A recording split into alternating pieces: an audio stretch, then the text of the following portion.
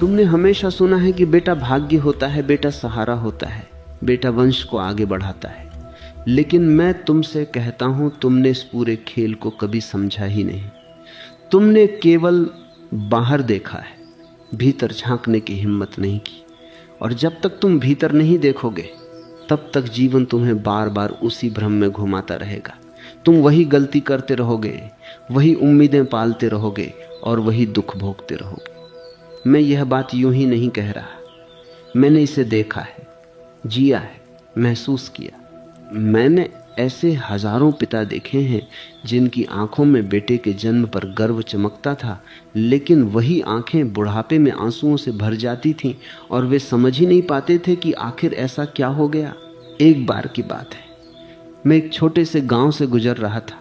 शाम का समय था, सूरज ढल रहा था और एक अजीब सी उदासी हवा में तैर रही थी। गांव के बाहर एक टूटी हुई चौकी पर एक बूढ़ा आदमी बैठा था।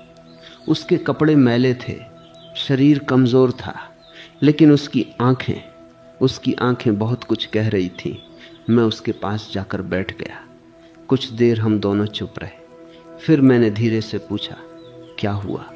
उसने मेरी तरफ देखा, मुस्कुराने की कोशिश की, लेकिन वह मुस्कान टूट गई और उसने बस इतना कहा, जिस बेटे के लिए मैंने अपनी पूरी जिंदगी खपा दी, आज उसी ने मुझे घर से निकाल दिया।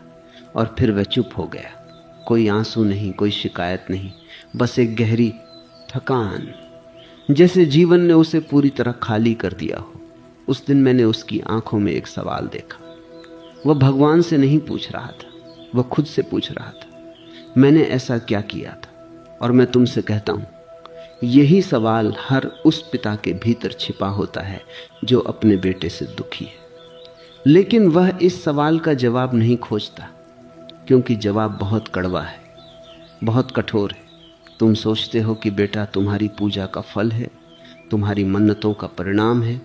तुम मंदिरों में जाते हो, सिर झुकाते हो, और जब तुम्हें बेटा मिलता है तो तुम समझते हो कि भगवान ने तुम्हारी सुन ली। लेकिन अस्तित्व कोई सौदा नहीं करता। वह कोई दुकान नहीं है जहां तुम प्रार्थना देकर बदले में बेटा ले आओ।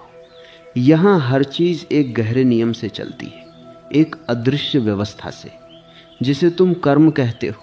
लेकिन तुम कर्म को समझते नहीं, तुम उससे डरते हो। और जो चीज डर से समझी जाती है वह कभी समझ में नहीं आती। मैंने ध्यान में एक बहुत गहरी बात देखी है। जब आत्मा शरीर छोड़ती है, जब मृत्यु होती है, तब सब कुछ छूट जाता है। नाम,